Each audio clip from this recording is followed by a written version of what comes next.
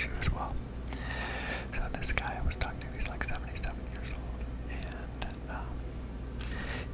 he was telling me a story about when he was 7 or 8 years old. And so this would have been like back in 1950. And Dr. Pepper, the drink, was out then as well, or maybe just coming out. And they ran an advertising campaign where for every bottle of Dr. Pepper you had in your house, if they came to your house and you had them, they would give you a silver dollar for each one. And his mom went out and bought 10 bottles, and she brought them home and put them in the refrigerator. And she told all of the kids, I think he said there were 3 or 4, I don't really recall exactly, but she told them all that no one was to touch the Dr. Pepper. And she explained the program to them and said there was a possibility that the company Dr. Pepper would come to count them. And so everybody was excited to do it. And they all agreed not to drink them, even though they wanted to really bad, is what he said.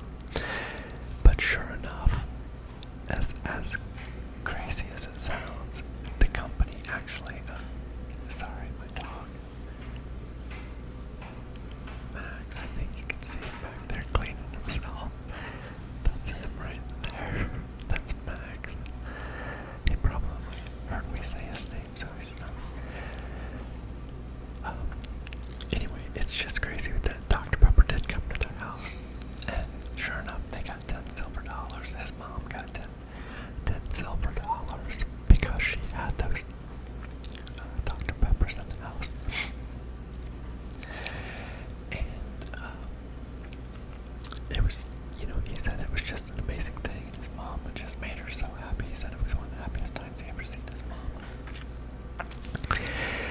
And so after that, they got to drink Dr. Pepper as well. So not only did his mom get the money, but they got to open the Dr. Pepper, and they all got to drink Dr. Pepper after that.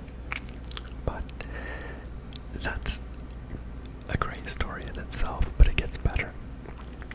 About 5 days after that, this old man told me that, of course, when he was a boy, he got really sick, and it didn't have anything to do with the Dr. Pepper. Whatever it was that he had, it wasn't because he drank Dr. Pepper.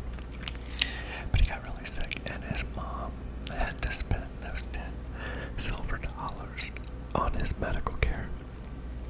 And he just said it devastated him, that seeing his mom so happy, and then watch her have to use those to take care of him and have nothing to show for it other than her son not being sick anymore.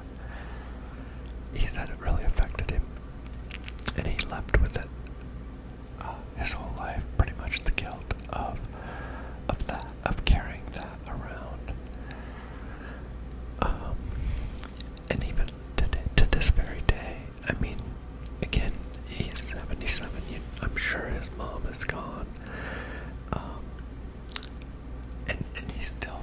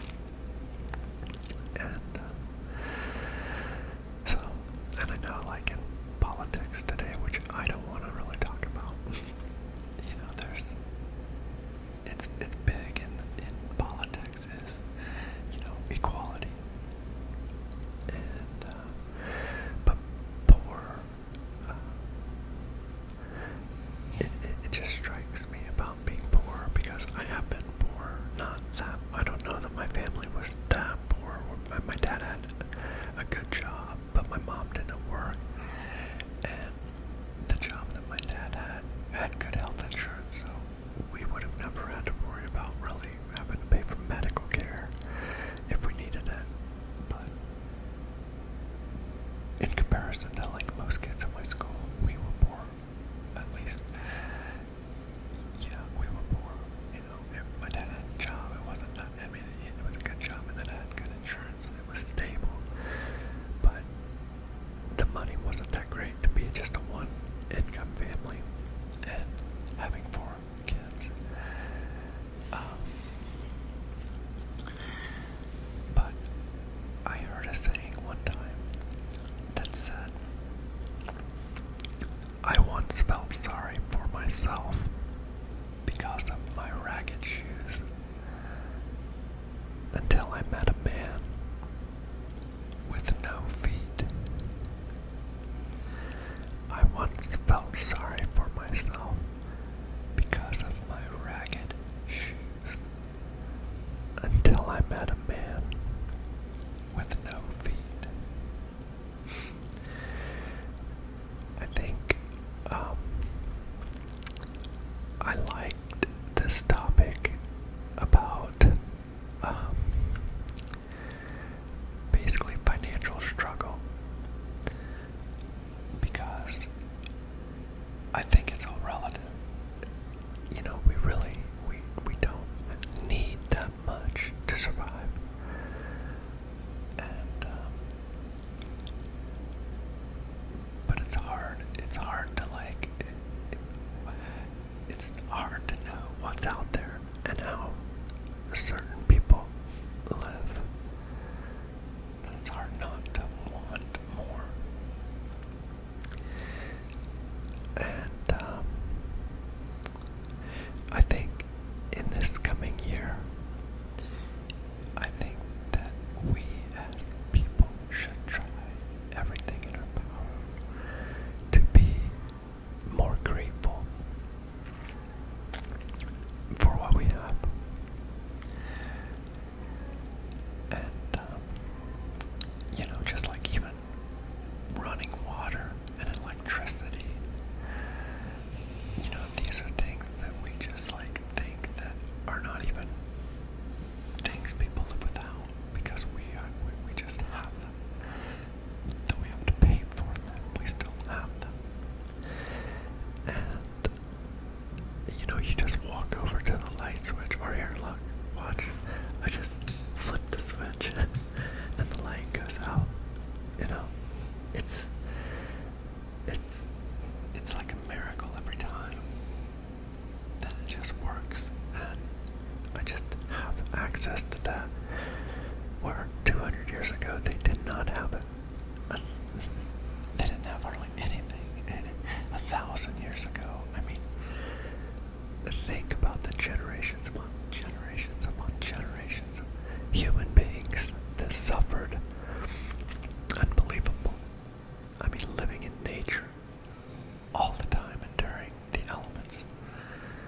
You know, hunting animals with no weapons other than sharpened sticks. Oh my God. It's just fascinating to me. And I think